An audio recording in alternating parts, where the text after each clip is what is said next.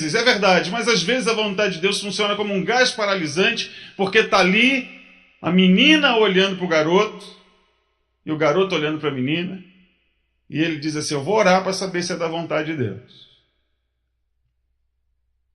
E a moça também, de repente, pedida pelo rapaz: ó, não quer namorar comigo? E aí, vamos nos conhecer? Não, eu vou orar para saber se é da vontade de Deus. E funciona também, às vezes, a vontade de Deus para nós como rota de fuga.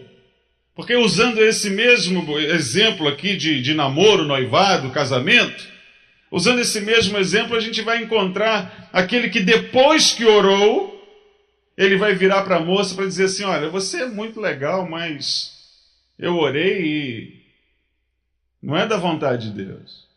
Isso é uma coisa estranha demais, minha gente. Eu não sei como é que você lida com isso, como é que você transita no meio dessa coisa, mas isso é muito estranho, porque eu, particularmente, não acredito nessa coisa de que Deus fez você nascer e criou uma outra pessoa que é a pessoa perfeita para que você case com ela e vocês se encaixam como uma luva. Não existe isso.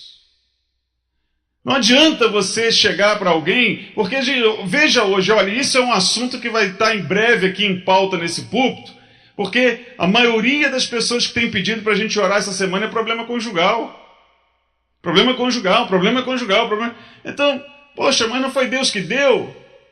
Esse negócio de que Deus escolheu sem que você tivesse escolhido, não dá certo. Não dá certo. Você tem que escolher. Você tem que aceitar, você tem que ter responsabilidade, você tem que correr riscos. Deus não vai fazer acender uma lâmpada quando for a hora da princesa encantada. Deus não vai fazer como fez com Samuel na casa de Jessé, quando Deus quis que, de alguma maneira, ele visse em Davi uma coisa diferente de todos os outros. Deus não vai fazer isso. Quem está me entendendo? Não necessariamente aceitando, entendendo. Pois é. Mas você vai entender cada vez mais e melhor. Esse negócio de que foi Deus que escolheu você para mim, isso é complicado.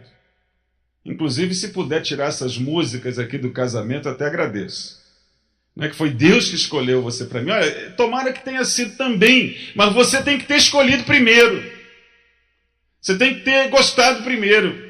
Porque depois, né, de 3 anos, você vai pensar assim: foi só Deus mesmo que escolheu você para mim, eu não tenho nada a ver contigo. Realmente não sei por que eu te escolhi. Na verdade, eu não escolhi, foi Deus, né, que escolheu. E se tivesse essa certeza, se que foi Deus que escolheu, não separava, né? Aguentava o tranco. Pois é. Se for da vontade de Deus... Você já pensou, nós estamos aqui pedindo a Deus um terreno, queremos comprar um terreno, precisamos de um terreno para ampliar as instalações da igreja, e custa, vamos supor que custa 150 mil reais, vamos supor. Aí a gente não tem dinheiro, a gente tem 30 mil reais. Aí você diz assim: pastor, vai lá e oferece esses 30 mil reais, porque se for da vontade de Deus, vai ser nós. Peraí, aí fica fácil demais, minha gente. Peraí, aí é complicado. Não adianta você, diante de um desafio que a igreja está enfrentando, de uma necessidade que tem, simplesmente orar e dizer assim: pastor, vai lá, porque se for da vontade de Deus, vamos começar a compreender melhor esse negócio de vontade de Deus. Vamos começar a entender, na verdade, como é que isso funciona, porque a vontade de Deus virou uma sacola onde as pessoas têm jogado, sabe o quê? A sua covardia, ou a sua má compreensão a respeito da palavra de Deus, a sua falta de fé, virou um recipiente de coisas ruins à vontade de Deus, né? Porque uma vez que eu não sei reagir, uma vez que eu não sei ter fé para fazer a coisa, uma vez que eu não sei pisar nesse planeta como gente que anda normalmente, pisa, tem pés no chão, eu vou inventando coisa. Então isso para mim mais soa como covardia do que como qualquer outra coisa. Não é que a pessoa esteja esperando a vontade de Deus se cumprir, não é que ela acredite nisso, é que ela não sabe o que fazer. É como uma pessoa: você quer me deixar chateado? É você chegar para mim, você que que foi numa outra igreja e você gostou demais daquela igreja e você gostaria de ser membro daquela igreja. Aí você vem no domingo seguinte para dizer assim: pastor, Deus falou comigo que eu tenho que sair dessa igreja. Aí você vai me deixar muito chateado. E se bobear, vai ouvir poucas e boas antes de sair. Já ouvi tanta gente dizer: pastor, Deus falou comigo que eu tenho que ir para a igreja tal, mas na verdade ele gostou, foi da garota que ele encontrou lá. E há uma necessidade de dizer, há uma necessidade de colocar essa frase, né? Vontade de Deus, que soa mal às vezes, soa covardemente a coisa. Olhando para o futuro, olhando para o texto está aí na sua mão? Olhando para esse texto aqui que você leu comigo, você percebe um apóstolo Paulo que não faz a menor ideia de como será o amanhã. Não sei se você reparou na primeira leitura. Apóstolo Paulo não faz a menor ideia de como é que vai ser o seu futuro. Ele diz assim, versículo 4, ele diz assim, eu li em casa na NVI, e tem umas diferenças aqui, mas que não ferem o texto. No versículo 4, o apóstolo Paulo diz assim: se me parecer conveniente, ou seja, ele ainda não sabe se é conveniente ou se não é conveniente.